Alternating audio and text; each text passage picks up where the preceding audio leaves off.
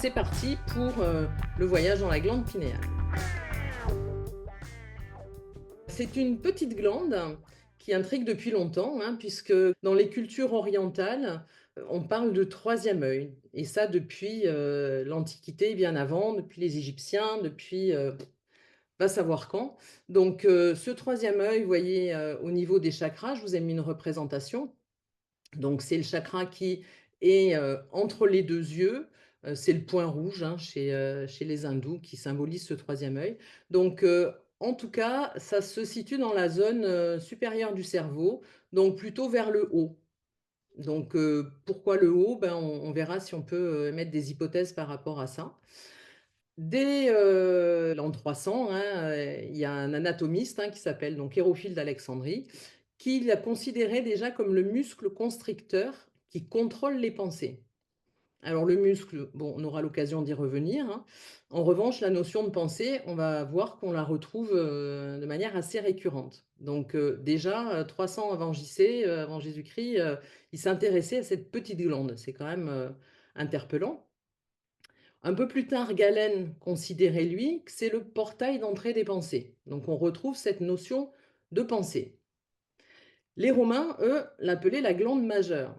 Alors c'est curieux quand même d'appeler une petite glande, on verra sa taille tout à l'heure, qui se trouve à l'intérieur du cerveau, enfin enveloppée par le cerveau, on va dire, au centre, de la qualifier de glande majeure alors que le cerveau est quand même considérablement plus gros. Donc qu'est-ce qu'elle avait de plus important que le cerveau? C'est curieux quand même. Et enfin, pour Descartes, plus «contemporain» entre guillemets, lui, il parlait du siège de l'âme. Donc on est vraiment dans quelque chose de subtil. Donc il y a le troisième œil, cette notion de vision, donc voir quoi? Cette notion de pensée, cette notion d'âme. Donc ça vaut le coup d'aller voir un peu ce qu'il en est. Alors dans les représentations de la glande pinéale, ben en fait, je suis partie, de l'œil d'Horus, qui est un symbole égyptien, que vous connaissez probablement, qui est très, répandu, qui est un symbole de transcendance, de protection, de connexion, voilà. Donc dans sa représentation ici, et ben, en fait, on s'aperçoit que si on fait une coupe du cerveau au niveau de la glande pinéale, bah, on peut retrouver, des similitudes quand même assez nettes. Dire que le coin de l'œil ici, c'est l'épiphyse qu'on retrouve là.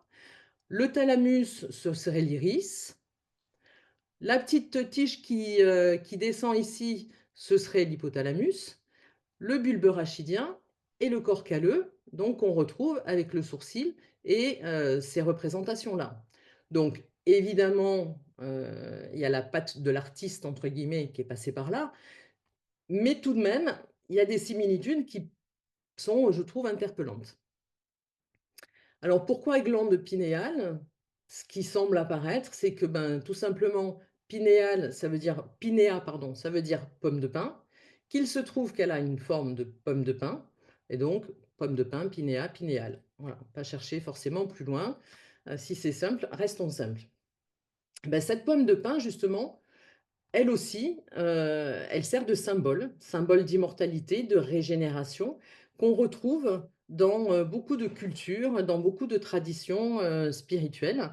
Donc on voit par exemple, ici là, la pine du Vatican, qui fait quand même 4 mètres de haut, hein. Donc pourquoi une si grosse représentation d'une pine de pin, d'une pomme de pin dans une institution telle que le Vatican? 4 mètres, c'est que ça devait être important quand même, hein. Donc voilà, autre curiosité. Après on la retrouve sur d'autres gravures, de différentes cultures. On la retrouve au niveau du caducée, on la retrouve au niveau d'articles religieux. Bref, il semble qu'effectivement, cette pomme de pin soit en relation avec une connexion, avec du subtil, de l'énergie. Si on pense à Descartes, on pense à l'âme. Si on pense à Galen, on pense aux pensées. Enfin, il y a quelque chose quand même qui tourne autour de ça depuis de nombreux siècles.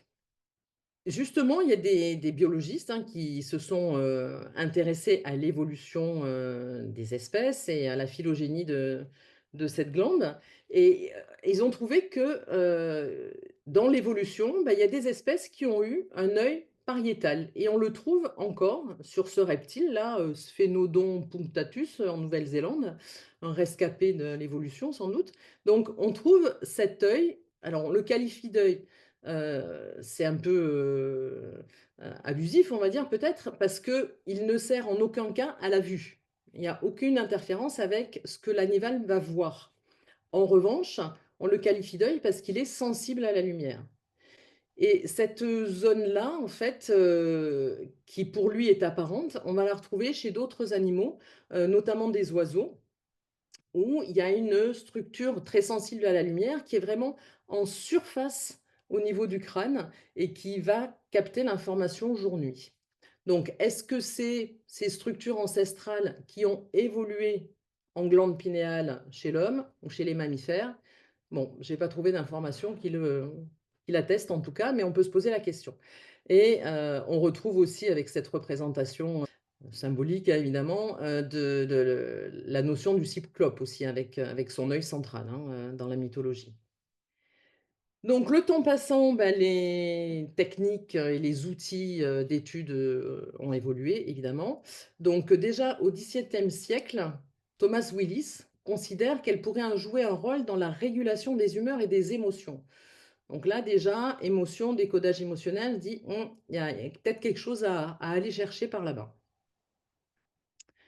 Au XIXe siècle, hein, c'est De Graaf et Spencer qui, eux, montrent qu'elle réagit à la lumière, ce qui en fait une espèce d'œil intérieur pour eux. Donc, on retrouve l'écho à la qualification de troisième œil, bien avant sans doute que ces civilisations aient prouvé qu'elles réagissaient à la lumière, hein. Plus récemment, en 1958, Lerner découvre qu'elle produit la mélatonine, dont vous avez probablement entendu parler, qui est l'hormone de régulation des cycles veille-sommeil. On parlera de rythme circadien dans l'alternance jour-nuit. Depuis les années 70, en fait, bon, la technologie évolue, évidemment, et donc il y a de plus en plus d'études qui explorent les fonctions de cette glande, et au plus on explore, au plus on cherche, au plus on trouve. Et donc on trouve aussi bah, que c'est plus complexe qu'il n'y paraît, et que, outre la mélatonine, il y a aussi d'autres hormones qui sont produites par cette glande. Alors, où elle est? Comment elle se fait? Voyons ça de plus près. Donc, quelques petites représentations. Donc, vous voyez que la glande pinéale, elle est là. C'est ce petit point bleu, donc qui est vraiment protégé dans la boîte crânienne, hein, qui est très, très enveloppée, et qui est vraiment toute petite. C'est pourtant la glande majeure, selon les Romains. Bon, c'est curieux. Donc là, c'est une autre, vue pour, bien situer à l'arrière du crâne à quel endroit elle se situe. Cette coupe-là, je voulais vous la montrer parce qu'en fait, on voit qu'elle est sur des petits coussinets. Enfin, en tout cas, c'est, l'impression que donne cette coupe, mais c'est à peu près ça, et ces petits coussinets, on les appelle les colliculi, et les colliculi sont considérés comme des moyeux sensoriels. C'est-à-dire que, toutes les informations qu'on va capter au niveau des oreilles et au niveau des yeux, en l'occurrence, vont passer par ces colliculi avant d'être transférées au cortex pour analyse et perception. Donc voilà, la glande pinéale, elle est précisément au niveau de ce carrefour sensoriel. Donc c'est quand même étonnant, pourquoi là et pas ailleurs? Bon, il y a peut-être une raison. En tout cas, elle se trouve tout près de ce qui permet d'analyser quelque part, notre perception du monde.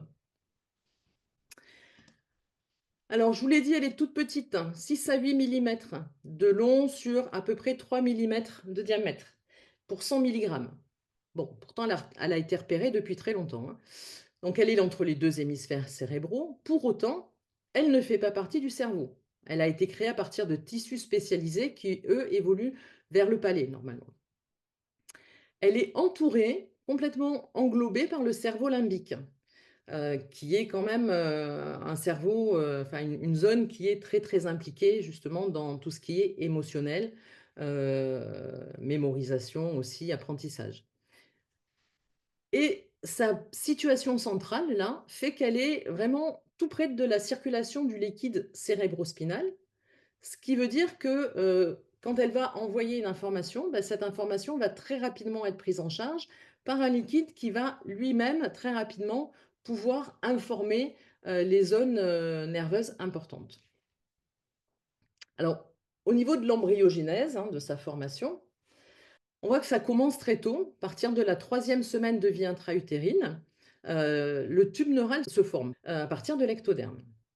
Et à partir de la cinquième semaine de vie intra-utérine, les cellules vont commencer à se différencier en cellules pinéalocytaires, donc cellules de la glande pinéale, et en cellules gliales. Donc la différenciation commence à se faire. À partir de la 10e semaine de vie intra-utérine, commence la vascularisation de cette glande et les pinéalocytes commencent à fonctionner. Alors j'ai trouvé, par rapport à l'origine, embryonnaire de cette glande, des auteurs qui disent qu'en fait, elle commence à être visible à partir du 49e jour de vie intra-utérine et que précisément, c'est au 49e jour de vie intra-utérine qu'on peut déterminer le sexe de l'enfant. Et donc, cet auteur, c'est Strassmann, on en reparlera, lui fait un lien entre la glande pinéale et le genre. Et il pousse son hypothèse plus loin, mais j'ai rien trouvé d'autre qui va dans ce sens, mais enfin, je vous le livre quand même, sur le fait qu'à partir du 49e jour, il y a une décharge d'hormones au niveau de la glande pinéale et que, ce serait l'arrivée de l'âme dans le corps de l'embryon. Voilà, je ne sais pas quoi en penser, je vous donne l'info parce que vous pourrez peut-être en entendre parler. Alors cette glande pinéale, après la naissance, elle commence à fonctionner vers les 3 mois de l'enfant et elle se développe jusqu'au 1 an, 2 ans, enfin au niveau, volume, on va dire, et son pic de fonctionnement, c'est entre les 3 et 6 ans. Alors c'est intéressant de voir qu'elle commence à fonctionner vers 3 mois parce que, bah, voilà, on a connaissance des problématiques de sommeil des nourrissons qui dorment pas forcément quand il fait nuit, qui dorment pas forcément quand on voudrait, qui ont des problèmes à se caler, des difficultés à se caler, sur le rythme jour-nuit. Ben, peut-être que, c'est en lien avec, cette immaturité et de la glande pinéale qui doit apprendre à recevoir ces nouveaux signaux. Alors comme elle est formée à partir de l'ectoderme, hein, elle fait partie du 4e étage de la biologie. Alors comment ça marche? Alors un petit schéma, que je vais vous commenter. Donc déjà pour, expliquer ce petit rectangle, donc au niveau de l'œil, le fond de l'œil, il y a la rétine. La rétine, il y a des cellules, donc des bâtonnets et des cônes qui sont, impliqués dans la vision. En fait, ce ne sont pas ces cellules qui vont informer la glande pinéale et qui vont être sensibles au jour et à la nuit. En fait, ce sont d'autres cellules qui sont des cellules photosensibles, donc photosensibles, rétinales, ganglion cells, peu importe. Ce sont ces cellules-là qui, elles, n'interviennent absolument pas dans la capacité de voir ou de recevoir une image, enfin une information, mais qui sont spécialisées dans la réception et la détection jour-nuit. Ici, le NSC, vous l'avez peut-être vu tout à l'heure, je ne l'ai pas repris à l'oral, mais ce sont les noyaux suprachiasmatiques, qui sont dans cette zone du cerveau et qui, ont donc un rôle de transfert d'informations. Donc en fait, s'il fait nuit, s'il fait nuit, le système nerveux sympathique sécrète de la noradrénaline pour maintenir les processus physiologiques de pression artérielle, de circulation des fluides, et cetera. Donc cette noradrénaline, produite notamment au niveau du ganglion cervical supérieur, va aller dans l'épiphyse, donc la glande pinéale, et va permettre l'activation d'enzymes dans les cellules de la glande pinéale, les pinéalocytes, et cette enzyme va permettre la transformation de la sérotonine en mélatonine. Et cette mélatonine va être prise en charge par le système circulatoire. Donc quand il fait nuit, on sécrète de la mélatonine par activation de la pinéale grâce, à la noradrénaline. En revanche, si les cellules PRGC captent de la lumière, l'information lumière, donc jour, va transiter par le nerf optique jusqu'au noyau suprachiasmatique, va descendre jusqu'au ganglion cervical, va inhiber la sécrétion de noradrénaline et donc va arrêter la production de mélatonine. Donc quand il fait nuit, mélatonine. Quand il fait jour, pas de mélatonine. Ce qui interpelle en tout cas dans ce schéma, c'est de voir que, bah, finalement, la biologie aurait pu faire au plus court, c'est-à-dire passer directement des noyaux suprachiasmatiques à l'épiphyse. Mais non, on passe par le ganglion cervical et on remonte dans l'épiphyse. Donc, tout ça est en lien probablement avec, la noradrénaline, qui doit rentrer dans la danse.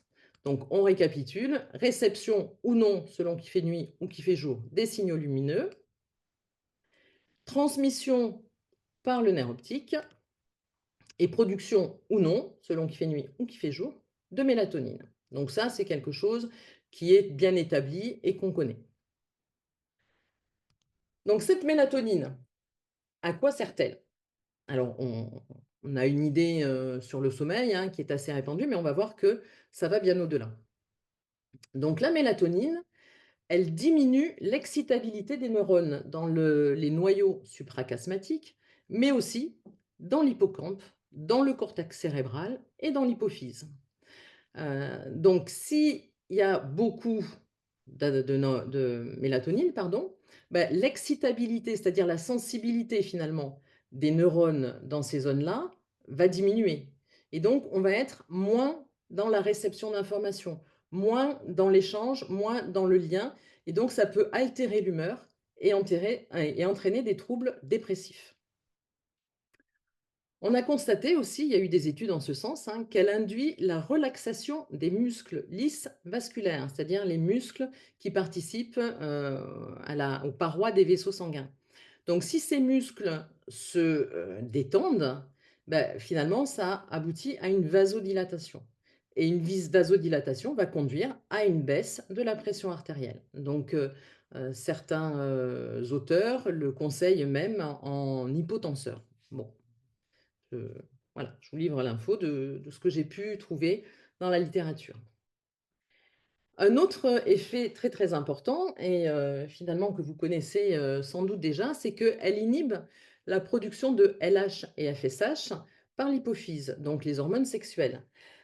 Et du coup, elle a un impact sur le rythme sexuel saisonnier.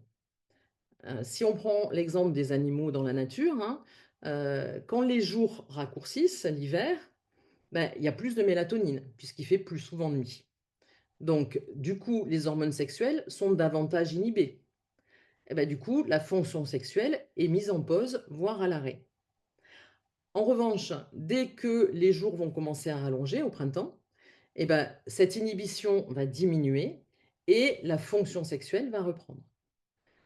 C'est une information, une connaissance qui est utilisée en élevage, hein. Vous avez peut-être déjà entendu parler des poules pondeuses, hein, des poulailler industriel sur lequel on rallonge la durée des jours pour favoriser la ponte. Et en jouant sur l'alternance jour-nuit et la durée d'éclairage, on va pouvoir influer sur le rythme sexuel et donc la mise à la reproduction des animaux d'élevage. Alors il y a l'effet inverse aussi, hein, c'est-à-dire que s'il n'y a pas beaucoup de mélatonine, donc, ces hormones sexuelles ne sont pas, inhibées, et donc il y a des liens qui sont faits par certains auteurs sur la puberté précoce. Parce que depuis quelque temps, on constate quand même que, de très, très jeunes filles, entre 9 et 10 ans, sont pubères, ce qui n'était pas forcément le cas auparavant. Donc, on peut penser que, la lumière artificielle, les écrans, la lumière bleue des écrans, le raccourcissement du temps de sommeil des enfants parce qu'il y a beaucoup de sollicitations, de toutes parts, bah, agit sur, cette puberté précoce. On a constaté aussi que la production de mélatonine diminue en présence de cortisol. Donc cortisol, hormone du stress. Donc au plus il y a de stress, et ben, au moins il y a de sommeil. Et au moins il y a de sommeil, au plus il y a de stress. Donc là, c'est le début d'une boucle infernale. Cette boucle infernale peut conduire à beaucoup d'épuisement biologique, psychologique, émotionnel. Et donc, notamment influer sur le système immunitaire. Donc, là aussi, il y a quelques auteurs qui parlent de propriétés immunorégulatrices et antioxydante, c'est-à-dire qu'elle permettrait de lutter contre les radicaux libres qui peuvent créer des dommages aux cellules et participer à leur vieillissement. On a aussi trouvé, donc vous voyez que ça va beaucoup plus loin que les rythmes circadiens, hein. On a aussi trouvé qu'elle semblait inhiber la TSH, donc l'hormone thyroïdienne, et par voie de conséquence, la fabrication de T3 et de T4. Donc peut-être un dérèglement de la glande pinéale est-il en lien avec l'hypothyroïdie? À voir. Vous voyez qu'il y a beaucoup de points d'interrogation et je continue avec les points d'interrogation. Certains disent qu'elle est neuroprotectrice, elle va protéger les cellules nerveuses et qu'elle intervient dans les processus de vieillissement, de protection, on va dire, contre le vieillissement. Ça rejoint les propriétés antioxydantes.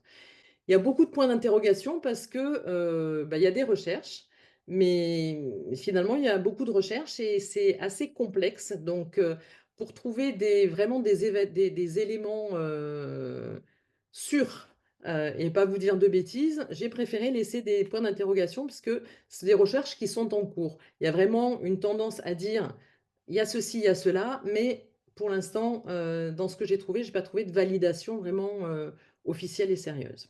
En tout cas, on voit que le champ d'action est quand même très, très important. D'où l'intérêt des lunettes de luminothérapie.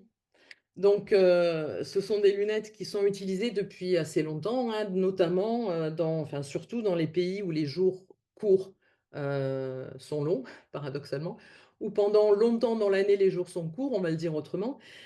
Et donc, s'il y a beaucoup de nuit, et ben, il y a beaucoup de mélatonine, produite et ça peut avoir un impact effectivement sur l'humeur.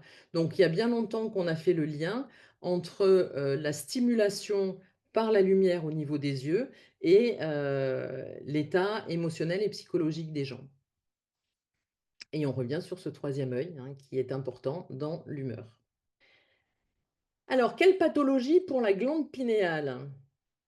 Dans ce que j'ai pu trouver, donc là, je vous ai mis une petite illustration, hein, sur, comment, ça se passe entre guillemets, «théoriquement», «normalement», toujours entre guillemets, donc entre 22 heures et 6 heures du matin. On voit qu'il y a tout un processus enzymatique, tout un métabolisme de la sérotonine qui va se transformer en mélatonine et sur certains facteurs, en d'autres hormones qui sont encore pas très, très clairement, connus si dans leur structure, mais pas forcément dans leur rôle, hein, ça reste assez flou. Mais, effectivement, en voyant qu'il y a un facteur temps, on comprend aisément qu'en réduisant la durée de la nuit, ça va interférer avec ces processus. Donc effectivement, un dérèglement de la glande pinéale, ça va jouer sur les rythmes circadiens puisque, le corps ne va pas avoir la même durée de jour et de nuit que ce qu'il est entre guillemets, «censé avoir» pour que toutes ces glandes et toutes ces structures fonctionnent de manière équilibrée. Donc ça met le corps en déséquilibre et ça peut entraîner effectivement des dépressions. Après, on entend beaucoup parler de la calcification de la glande pinéale. Donc, à éviter absolument, d'après tout ce qu'on lit, il faut lutter contre la calcification. C'est un processus naturel. En fait, la glande pinéale vieillit en se calcifiant parce que c'est notamment des dépôts liés au métabolisme qui ont lieu à l'intérieur qui, produisent ces dépôts. Donc il y a des dépôts de calcium, de phosphate, de carbonate de calcium de manière naturelle. En revanche, il a été montré que, ces dépôts pouvaient être accélérés, heu, par différents facteurs, notamment des facteurs environnementaux. Donc l'exposition au plomb, l'exposition à l'aluminium, au fluorure, favorise la calcification de la pinéale. Alors le fluor, en l'occurrence, est vraiment mis sur la sellette parce que, voilà, on en trouve dans énormément de produits, notamment des dentifrices, des déodorants, on en donne aux bébés au sortir de la maternité, hein. Donc, tout ça entraîne une calcification de la pinéale et donc possiblement des dérèglements. Quand il y a des problématiques d'hyperparathyroïdie, donc métabolisme du calcium, forcément, ça va augmenter la quantité de calcium dans la pinéale. Pareil pour la vitamine D qui est en lien avec la fixation du calcium, ainsi que les infections et les inflammations chroniques vont elles aussi favoriser cette calcification.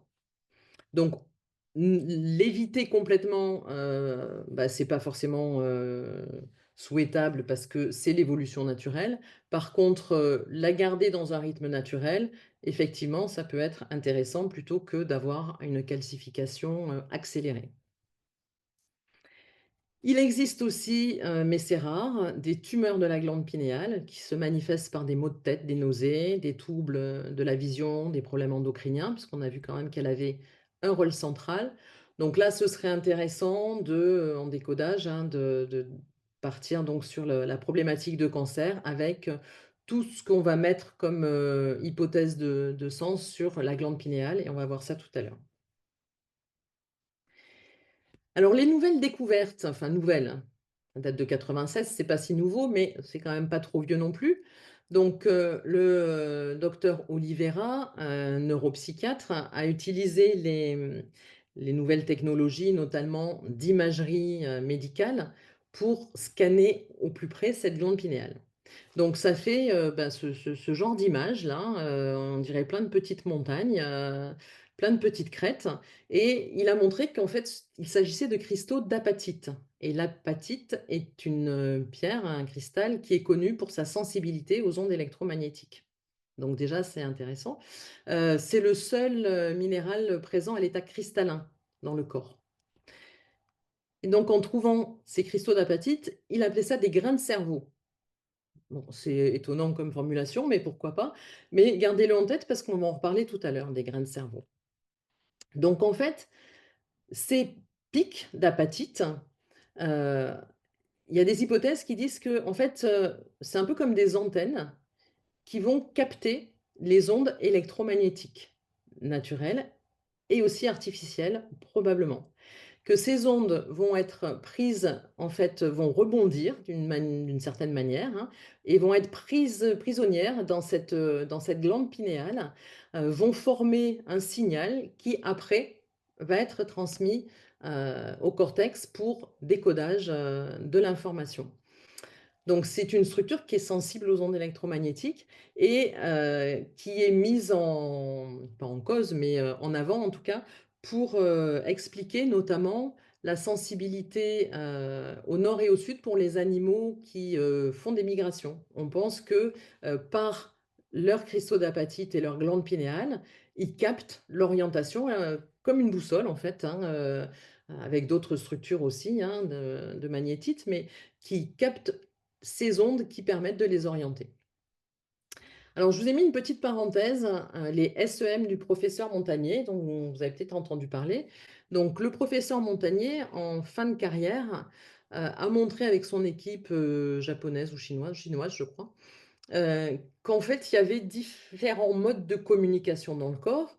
Donc, certains qu'on connaissait et d'autres qu'il avait mis en évidence. C'est-à-dire que on connaît le système hormonal, on connaît le système nerveux et lui, il a mis en évidence que les cellules communiquaient entre elles par signal électromagnétique, SEM et donc que les cellules communiquent entre elles, grâce à des ondes, en plus du système hormonal et du système, nerveux. Donc, son questionnement, en tout cas, dans la conférence que j'avais vue, disait, si, les cellules communiquent par ondes, si on peut capter des ondes, bah, le fait de «nager» entre guillemets, d'être immergé dans un brouillard électromagnétique ambiant, du fait des antennes, de l'électronique, qu'on a tous chez nous, et cetera, bah, ça peut perturber, hein, on peut le penser, la communication entre les cellules. Donc voilà notre antenne là, au milieu du cerveau. Alors si on adhère un peu ou si on s'ouvre en tout cas, à ces recherches, sur la glande pinéale, entre guillemets «antenne», bah, on peut penser que finalement, la sensibilité aux ondes est peut ne pas être la même pour tout le monde, puisque on peut imaginer que tout le monde n'a pas la même quantité d'apatite. Tout le monde n'a pas la même puissance d'antenne. Tout le monde n'a pas son antenne réglée sur les mêmes fréquences. Donc, les gens qui expriment qu'ils sont électro-hypersensibles, EHS, c'est-à-dire qu'ils ont développé une intolérance aux ondes électromagnétiques artificielles, hein, qui nous entourent, ce qui est fort compliqué à vivre, hein, pour eux. Ben, on peut penser que finalement, peut-être qu'ils captent ces ondes plus que d'autres et que les dommages que cela, enfin en tout cas les conséquences que cela a sur leur système hormonal et leur système nerveux est réel et que c'est voilà, c'est quelque chose à prendre en compte. Donc en fait, ça ferait de la glande pinéale, hein, un récepteur amplificateur transmetteur. Donc je parlais des antennes, donc c'est comme si, vous aviez une télé, avec différentes chaînes et qu'en fait, ben, on peut capter différentes chaînes selon le bouton sur lequel on appuie et on peut penser que ces chaînes, ça pourrait être, pour, des personnes, des perceptions de des réalités. Pourquoi pas? Je vous ai mis une petite parenthèse aussi sur un programme, du nom de Stargate. J'ai vu qu'il y en avait un nouveau de Stargate qui sortait, mais qui n'a rien à voir. Donc, le précédent programme Stargate, qui, a été développé aux États-Unis pendant la guerre froide, est pris très au sérieux en fait, ces études sur la glande pinéale à l'époque et il y avait toute une étude, enfin des études et des expériences qui étaient faites pour comprendre les phénomènes de clairvoyance, donc de voir des choses que tout le monde ne voit pas, de clairaudience, entendre des choses que tout le monde n'entend pas, de télépathie et de médiumnité. Donc il y a beaucoup d'essais qui ont été faits, certains très concluants. Ces essais étaient menés à des fins, stratégiques, d'armée, hein, pour, de l'espionnage à distance. Si on peut capter des informations qui ont lieu ailleurs, bah, ma foi, on peut peut-être espionner sans être sur place, ça présentait un intérêt. Bon, il n'a pas été reconduit, il a duré quelques années, mais les résultats, même s'ils étaient, positifs à de l'ordre de 20, ne paraissaient pas suffisants pour continuer, en tout cas officiellement, ces recherches. Et donc, les gens qui sont, médiums, qui parlent de télépathie, de clairvoyance, de clairaudience, voire d'autres choses, des fois on dit, alors on dit chez nous, dans le sud, après je ne sais pas pour ceux qui sont ailleurs en France si l'expression existe aussi. En tout cas chez nous, on dit volontiers: «Non mais lui il a un grain». Voilà, donc un grain, c'est, ouais, un peu fou, quoi. Il dit un peu n'importe quoi, il y a un truc qui va pas vraiment. Mais et si c'était un grain d'apatite, un grain de cerveau supplémentaire qui permet de capter d'autres choses? Pourquoi pas? Restons ouverts. Juste une petite précision aussi sur l'électro-hypersensibilité parce que vous recevez peut-être des gens qui sont touchés d'électro-hypersensibilité. Il y en a de plus en plus, hein, il me semble que c'était de l'ordre de 10 millions 000 en France, donc c'est quand même énorme. Parce qu'il y a eu un rapport qui a été fait dans de l'ANSES, l'Agence nationale de sécurité sanitaire, en 2018 sur cette hypersensibilité, aux ondes et dans leurs conclusions, c'est intéressant de voir que, finalement, les gens qui se disent EHS, parlent tous de troubles du sommeil. Donc on se retrouve avec quand même, en toile de fond, peut-être la pinéale. Ils parlent, d'un dysfonctionnement, hein, de l'horloge circadienne. Donc ça enfonce le clou, si on peut dire. Il y a un comité d'experts spécialisés aussi, hein, qui recommande d'étudier tout ça, avec les problématiques de somnolence diurne, de troubles de la mémoire, donc là, on est aussi avec le cerveau limbique qui est pas très loin, hein, de l'attention, la concentration, de l'humeur et la modification de l'activité physique. Donc, les personnes électro-hypersensibles étant de plus en plus nombreuses, ça peut être intéressant d'avoir en tête que, d'abord, il y a certainement une raison à leur électro-hypersensibilité qui est peut-être structurelle. Donc ça peut être, aussi une piste pour, décoder et essayer de voir le pourquoi du comment. Alors il y a quoi d'autre dans la glande pinéale, hein? Puisque je vous ai dit qu'il y avait plein de choses et que c'était complexe. Donc en 2019, on se rapproche, hein, du contemporain, vraiment. Donc, des chercheurs ont identifié une enzyme qui s'appelle l'INMT, peu importe, qui permet de transformer un acide aminé, donc le tryptophane en l'occurrence, pour produire du N-diméthyltryptamine. C'est le DMT et c'est lui qui va nous occuper là, dans les slides suivants. Et cette enzyme, elle est présente, pardon, dans le cortex cérébral, dans différents tissus et notamment dans la glande pinéale. Et des études montrent par ailleurs que, il y a de la DMT active dans le cerveau de rat et qu'on en trouve également dans le tissu cérébral humain. Donc il y a des hypothèses qui disent que, la fabrication de DMT se fait notamment par la glande pinéale. Alors le DMT, pourquoi, c'est intéressant? Qu'est-ce que c'est que cette, bête-là? Bon, je vous ai mis sa thrombine, hein, sur le côté, donc c'est pas hyper complexe, hein. Mais il faut savoir que le DMT, c'est un puissant hallucinogène. C'est même le plus puissant hallucinogène et c'est cette molécule qu'on trouve dans le LSD, donc dans les psychédéliques et dans le ayahuasca. Donc le ayahuasca, c'est une boisson, vous connaissez peut-être, vous en avez entendu parler, qui est très utilisée en Amérique du Sud notamment, mais dans d'autres parties du monde aussi, pour, les cérémonies chamaniques et de plus en plus pour un tourisme lié à l'ayahuasca puisque la consommation permet d'accéder à des niveaux de conscience différents, à d'autres plans de réalité, voire à des ancêtres, voire à l'avenir. En tout cas, il se passe des choses particulières quand on consomme de l'ayahuasca ou du LSD et entre guillemets «la matière active», c'est le DMT. Ce DMT, il est, apparenté à la sérotonine et justement, c'est le neurotransmetteur qui est le plus affecté quand on utilise des psychédéliques, hein, donc toutes les drogues qui vont, conduire à des distorsions de la réalité, à ce qu'on va appeler des hallucinations, à des plans de conscience, complètement modifiés. En 2018, Borjigin, une neuroscientifique, hein, montre que ce DMT, il augmente de manière très significative dans le cerveau des rats en état de mort clinique. Donc là, les résultats qu'on a sont essentiellement sur les rats parce que évidemment, c'est un peu délicat d'étudier la composition, enfin d'étudier, ce qui se passe dans le cerveau d'une personne qui est concrètement, vraiment en fin de vie, en mort clinique. Voilà, déontologiquement, ça pose un peu des problèmes. Mais en tout cas, dans le cerveau des rats, on l'a, identifié. Et avant déjà, Rick Strassman qui a fait, tout un livre, hein, sur le DMT, il appelle «La molécule de l'esprit». Donc Rick Strassman a fait beaucoup d'expériences entre 1990 et 1993, sur les effets du DMT et comment il est libéré.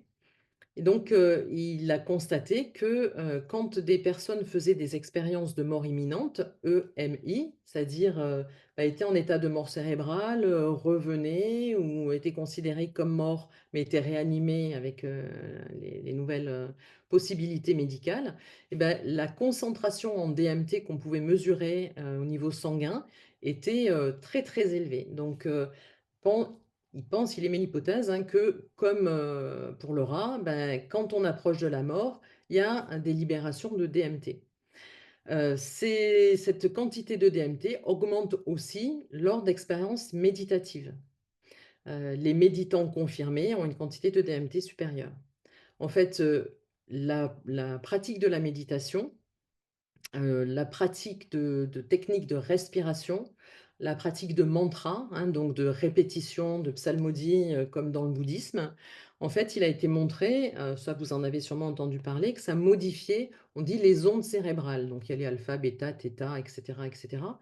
Mais, si ça modifie les ondes cérébrales, comme la pinéale, elle est dans le cerveau, elle va être sensible à cette modification de fréquence des ondes cérébrales et donc potentiellement, c'est ça qui va permettre la libération de DMT et donc créer pour les méditants expérimentés, des expériences de voilà, de plans de conscience différents, comme on appelle comme on dit les, états de conscience modifiés, éventuellement des visions, des perceptions particulières.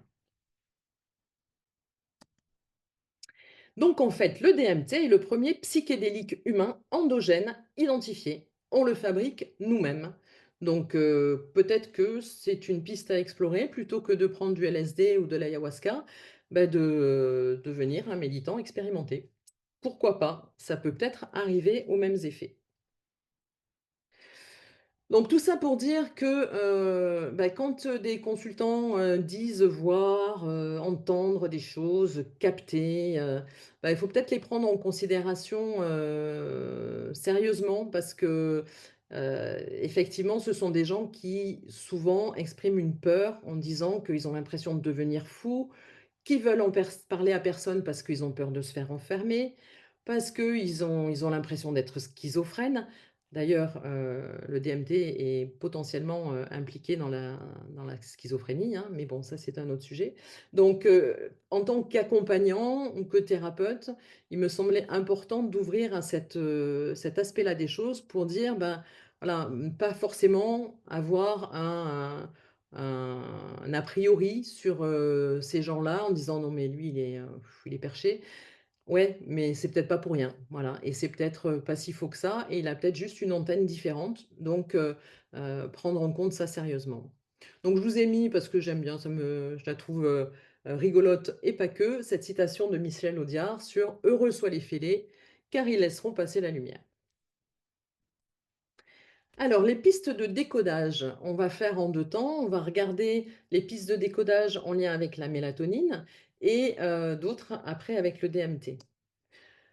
Donc la mélatonine, on a vu l'hormone du sommeil, donc il y a des gens qui souffrent d'hypersomnie. Ils dorment, ils dorment, ils dorment, donc pourquoi, comment? Il y a évidemment de nombreuses raisons, hein, mais ça peut être, je fuis la réalité, je me réfugie dans une autre réalité. Puisque quand je rêve, le DMT est impliqué dans les rêves et ben, je suis dans un autre plan de conscience. Je me déconnecte d'un quotidien difficile où l'on ne me comprend pas, parce que je vois, j'entends, je sens des choses que les autres sentent pas, donc je suis incomprise, donc je me déconnecte de cette réalité-là. C'est des gens qui souvent se sentent pas à leur place dans cette société, dans ce monde, dans leur famille, qui ne veulent plus être aux commandes, parce que quand ils dorment, de fait, ils sont plus aux commandes et souvent qui fuient leur mental. Il y a un pharmacien, hein, Fourtillant, qui disait qu'une sécrétion excessive de mélatonine, donc qui conduit aussi à l'hypersomnie, serait responsable de troubles psychotiques. Donc inversement, s'il n'y a pas assez de mélatonine, ben, on va être dans le cadre de l'insomnie. Donc l'insomnie, ben, ça va être quoi? Je veux rester en contact avec cette réalité, avec les personnes autour de moi. Heu, peut-être que la réalité que je contacte quand je dors, elle me fait peur. Je suis en hypervigilance face au danger. J'ai peur de lâcher prise parce que justement on ne maîtrise pas ce qui se passe dans un monde onirique. J'ai peur de mourir. Il y a beaucoup de gens qui disent: «J'ai peur de mourir si je m'endors» et on se trouve que le DMT est impliqué dans les expériences de mort imminente. Il y a aussi bien sûr les journées sont trop courtes, je perds du temps quand je dors, mais là on glisse plus vers la thyroïde. En décodage. C'est intéressant aussi, si vous avez vous êtes confronté à des bébés qui ne dorment pas ou qui ne dorment, pas beaucoup, donc on a parlé de la maturation de la glande pinéale, mais c'est intéressant aussi de, s'intéresser à la vie intra-utérine. Parce qu'il y a des hypothèses selon, lesquelles, si la maman est exposée à la lumière, de manière excessive pendant la vie intra-utérine de l'enfant, bah, ça peut perturber la formation et le fonctionnement de la pinéale de l'enfant. Donc, en cas de problématique de sommeil, bah, la vie intra-utérine, ça peut être aussi une piste. Enfin, troisième point, bah, il y a des gens qui sont en rythme décalé. Donc, ça peut être une hypothèse de je veux bien vivre, mais pas au milieu des autres. Hein. Donc, ils modifient leur rythme circadien, entre guillemets. Ça peut être des gens qui ne veulent pas se soumettre, à leurs conditions d'animal, donc je fais ce que je veux quand je veux et je suis complètement, décorrélée du jour et de la nuit.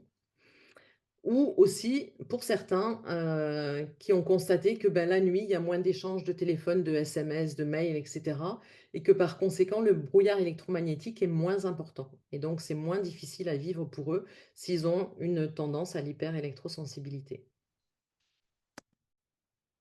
En ce qui concerne les pistes de décotage pour l'apatite et ou le DMT, donc s'il y a plus d'apatite et ou de DMT, donc on voit hein, que ça fait plein d'antennes, donc on peut capter plein de choses. Donc c'est des gens qui vont exprimer, par exemple, qu'ils ont besoin d'autre chose parce que ce monde-là ne les nourrit pas, qu'ils ont l'impression de ne pas être comme les autres, d'être perchés. Ils voient, ils entendent des choses, on ne sait pas trop quoi, des fois oui, des fois non, mais en tout cas des choses. Et ce sont des gens qui ont du mal à comprendre comment les autres fonctionnent, qui ont l'impression d'être parachutés là, d'être un extraterrestre. Ce sont des gens qui ont besoin de spiritualité, qui ont besoin de croire, d'être en contact avec une autre dimension et donc de prier ou de méditer puisqu'on a vu que ça pouvait aider à activer la pinéale. Avec toutes leurs connexions, hein, ça permet d'avoir l'impression d'appartenir à un tout, de se sentir faire partie du tout. Donc c'est en lien tout ça avec l'intuition, le fameux sixième sens. Ça peut générer de l'hypersensibilité et aussi des problèmes d'identité parce que quand on a plein de connexions, finalement, on peut s'interroger sur, ben, dans quelle réalité je suis? Finalement, c'est compliqué.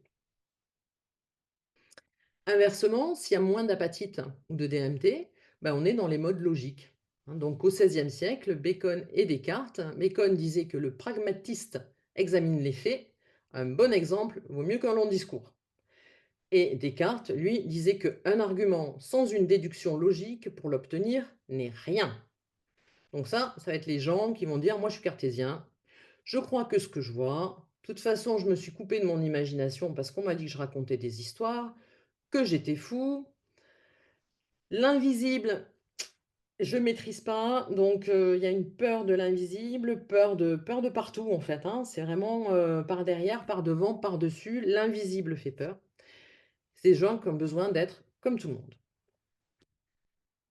Je vous ai mis quelques pistes de prédicats, alors évidemment pas exhaustives. Donc par rapport à la mélatonine, quelques mots-clés qui pourraient allumer une petite lumière, en se disant: «Tiens, est-ce que, ça parle pas de la pinéale?» Bah, il y a la notion de déphaser, de pied sur terre, de vivre la nuit, de pas avoir les yeux en face des trous, de fuir de peur de se réfugier dans une autre réalité, on en a parlé aussi, ou de pas se sentir à sa place. Tout ce ressenti-là peut faire penser, alors évidemment c'est multifactoriel, mais ça peut quand même aussi faire penser à la mélatonine. Et concernant le DMT, on va avoir des mots plus, c'est perché, c'est déconnecté ou alors, je suis complètement déconnecté de ce monde ou, moi je suis connecté à autre chose. Voilà, ça peut être les 2. La notion de spirituel, des gens qui vont parler de réalité au pluriel, qui vont beaucoup parler du monde invisible, qui vont parfois se dire: «Non mais moi je suis un peu fou, vous savez, je suis décalé». Heu, à l'extrême, ça va poser des problèmes d'identité, de psychose, hein, on en a parlé. Des gens qui sont en recherche d'une mission dans d'autres dimensions, qui vont parler d'intuition. Et en revanche, s'il y a peu de cristaux d'apatite ou de DMT, on va être dans le terre à terre, pragmatique, sérieux, cartésien, scientifique, ou des gens qui vont dire: «Non mais n'importe quoi». Voilà, ça c'est très, peu, d'apatite ou de DMT, dans les hypothèses évidemment que je propose ici. Alors pour finir sur une note, un petit peu, musicale, il m'est venu à l'idée, cette chanson, hein, de Starmania, «SOS d'un terrien en détresse». C'est vraiment une compilation de prédicats de la pinéale, je trouve en tout cas. Donc, pourquoi je vis, pourquoi je meurs? On est vraiment sur des questions existentielles, de SOS, donc c'est quelqu'un qui va pas bien, qui est mal dans sa peau, qui n'a jamais eu les pieds sur terre. Donc il les a eus où, en fait, hein? Si c'est pas sur terre, c'est dans quelle dimension? C'est dans quel plan? Il veut voir le monde à l'envers, donc il y a différents prismes pour voir les choses. Le fait de confondre la vie avec les bandes dessinées. Dans les bandes dessinées, il peut y avoir, ces images géométriques, psychédéliques, pleines de couleurs. Donc bon, c'est marrant comme parallèle. Les gens qui décrivent les effets des psychédéliques parlent aussi beaucoup de métamorphoses, de choses qui changent de forme, qui bougent, qui sont un peu insaisissables, donc c'est un terme qui apparaît. On est dans le ressenti, hein, je sens quelque chose qui m'attire vers le haut. On disait tout à l'heure que le troisième œil, ben, il est dans la partie supérieure, hein, de la boîte crânienne. Il n'a pas envie d'être un robot, donc il veut bien rester dans le ressenti, justement. Ce qui est quand même assez rigolo, c'est je crois capter des ondes venues d'un autre monde. Donc là, on est en plein dans ce qu'on disait sur les cristaux d'apatite en tant qu'antenne. Et alors, ce que je trouve vraiment extraordinaire, c'est que le dernier mot de la chanson, c'est quand même dodo, l'enfant d'eau. Et dodo, bah, c'est le sommeil. Le sommeil, c'est la mélatonine. La mélatonine, c'est la pinéale. Donc, j'ai trouvé ça quand même assez énorme. Donc, vous pourrez l'écouter d'une autre oreille ou avec un autre œil de décodeur, euh, plus tranquillement. Donc, pour conclure, bah, j'ai envie de dire, restons ouverts à tous ces possibles, à la convergence de l'aspect matériel, biologique, scientifique, avec bah, l'expérience ancestrale de méditation, de mantras, d'états modifiés de conscience, d'utilisation de différentes molécules, plantes pour atteindre ces niveaux-là. Bah, pourquoi ne pas, faire converger les 2 pour mieux comprendre, en fait, ce que certaines personnes expriment et de plus en plus sur des ressentis, sur de l'intuition, et qui créent un mal-être chez eux. L'idée, c'est de les accompagner au mieux pour comprendre qu'effectivement, bah, peut-être ils captent d'autres choses, hein, que la majorité de personnes ne captent pas, ce qui fait écho d'ailleurs à la théorie des cordes, avec la superposition de plusieurs univers en physique quantique. Donc pourquoi pas? Restons ouverts. Après, à vous de choisir, si, ben, vous voulez être cartésien ou pas, l'un n'empêchant pas l'autre. On peut être cartésien, pas cartésien, psychédélique, tout ça peut être, complètement, concomitant. Voilà, j'espère vous avoir fait un peu partager, du plaisir que j'ai eu à étudier cette glande parce que ça a ouvert à plein, plein, plein de champs improbables. Balle à vous. J'ai une question. Quand les oiseaux qui ont en fait une glande, Oui, je sais plus si elle est pinéale ou pas, oui, et qu'il y a des ondes superficielles électromagnétiques, il y en a qui sont perdues par rapport au nord, sud. absolument. Bah, oui, oui. Heu, alors en lien avec les cristaux d'apatite, mais il y a aussi des cristaux de magnétite dans le cerveau, mais comme c'est pas au niveau de la glande pinéale, j'en ai pas parlé, enfin je l'ai juste cité, mais il y a des tas de structures, en fait, qui permettent de capter les ondes, enfin le magnétisme et les ondes électromagnétiques et qui, dans un univers dépourvu, d'ondes artificielles, guident les oiseaux, mais aussi, c'est pareil pour les baleines, tous les oiseaux migrateurs en fait se servent de ces capteurs-là pour s'orienter. Et c'est vrai que la multiplication de ces rayonnements perturbe des migrations.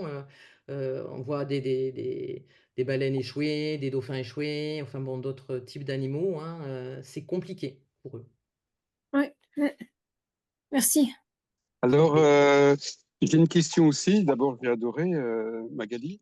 Quel lien tu ferais avec le cerveau droit, cerveau gauche, puisque cette glande qui est au centre des deux cerveaux et qui, tu parlais du rationnel et puis du poétique, de l'artistique, du médiumique, moi je peux associer au cerveau droit, hein, qui Mhm. est global, qui est holistique, le rationnel au cerveau gauche. Et c'est comme si dans le conflit, il y avait un mauvais équilibre entre les deux. C'est la première chose qui me vient. La deuxième chose, c'est quand on parle du soleil, du jour, moi je peux l'associer au père, au masculin, et la nuit, la lune, la mer. Et je me demande s'il n'y a pas, au terme justement de conflit, s'il n'y a pas un père qui n'est pas protecteur la nuit, tu vois. C'est ça que j'irai explorer et qui a du sens chez les insomniaques que je connais. Euh, Ouais, Puisqu'on c'est est dans intéressant. on est dans cet équilibre droit-gauche, jour-nuit, peut-être masculin-féminin, cerveau droit, cerveau gauche, rationnel et puis l'infini quoi, des sens. Donc, ouais, j'ai envie d'aller explorer par là chez les gens qui vont avoir ces pathologies-là ou ce manque de structure, puisque quand ça se calcifie, on peut aller chercher aussi cette carence structurelle, tu vois, qui va là où je dois mettre de la rigidité, quoi.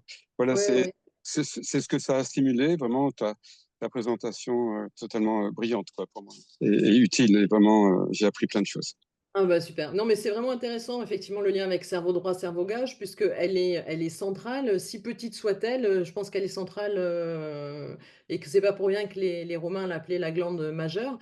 Et il y aurait à explorer encore, hein, mais c'est vrai qu'il y a beaucoup d'études en cours, comme je vous disais, et pas encore forcément beaucoup de conclusions. Donc, si jamais dans tes explorations, cerveau droit, cerveau gauche, tu as des infos, n'hésite pas à les partager. Oui, oui, c'est avec cette écoute-là, effectivement, voir les gens qui ont des troubles du sommeil.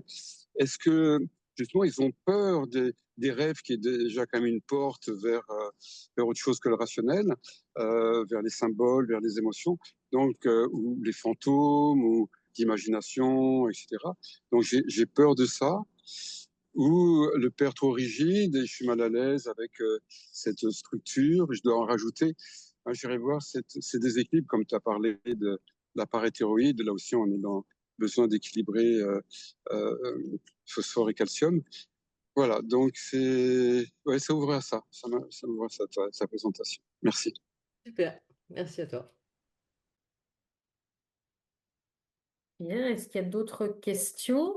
Euh, En fait, par exemple, moi, je souffre d'insomnie et des fois d'hypersomnie. Donc, j'ai les deux, j'alterne sans faire exprès, je dirais. Donc, euh, c'est essayer de trouver un équilibre entre le rationnel et puis l'irrationnel, peut-être. Probablement. Ouais, ouais. Mm. Après voir, effectivement, je ne sais pas si tu as utilisé des traitements à base de mélatonine, parce que Je prends de la mélatonine pour m'endormir, mais c'est à cause du stress en fait que j'ai des difficultés à m'endormir, mais je n'ai pas peur d'aller dans la nuit et de dormir. J'aime bien dormir quand même, quoi. oui, mais on a vu que le cortisol, justement, inhibe la production de mélatonine. Donc, voilà, la Oui, porte d'entrée, c'est peut-être effectivement plutôt au niveau du cortisol et du stress pour essayer de sortir de cette boucle-là et pour permettre oui, à la pinéale de fonctionner correctement. oui, oui. Je sais pas, Merci. hein, vraiment, Oui, c'est vraiment intéressant et c'est super. Merci beaucoup, hein. merci. Moi, j'ai une question, Magali, c'est par rapport justement au cortisol et dans le côté hypothèse de décodage, dans le cas, enfin, je ne sais pas si tu as ton idée ou pas, mais quand il y a les problématiques de choix de surrénal avec le cortisol ou le, le cortisol est inversé en fait dans les problématiques des surrénales. Et donc, comment fonctionne la mélatonine à ce moment-là en fait? Enfin, quel est le niveau de la mélatonine avec le cortisol inversé, enfin, le taux de cortisol inversé, quoi. Eh bien, je ne sais pas. Dans ce que j'avais lu, mais bon, ça devient vite assez complexe, donc je ne pouvais pas en parler là, et puis je ne suis pas sûre d'avoir non plus tout bien compris, mais la glande pinéale, en fait, elle a des barrières de protection, justement pour être moins sensible au cortisol, Ah, pour la protéger du stress. Mais ces barrières, elles peuvent être effectivement mises à mal par un excès de stress ou aussi un excès de DMT quand on l'injecte dans les expériences en intraveineuse. Et donc, normalement, le cortisol issu des surrénales, euh, s'il est dans des zones, dans des doses moyennes, on va dire modérées, n'est pas censé impacter la pinéale parce qu'elle a un système de protection. d'accord, Voilà, je réponds pas beaucoup à d'accord, ta question, mais c'est tout ce que j'ai, voilà, tout ce dont je me souviens que j'ai lu par rapport à ça. Je ne d'accord. sais pas répondre. Ouais. Alors, si tout le monde ne dort pas encore tout à fait, je voulais juste vous lire une citation d'un yogi en Inde, qui donc pratique l'activation de la glande pinéale. Et c'est juste une phrase citation qui dit: «Une fois qu'elle se met à sécréter, tout devient doux et beau. Le plaisir intérieur va faire que les plaisirs extérieurs ressembleront à des jeux de maternelle en comparaison. C'est l'aspect physiologique le plus proche de la conscience.» C'est Yogi Sadhguru qui dit ça. Et voilà, je trouve que c'est intéressant de voir, probablement par le biais du DMT, en fait, à quel état de bien-être la pratique, enfin la modification finalement des ondes, des fréquences d'ondes cérébrales peut expliquer physiologiquement les états de bien-être. Voilà.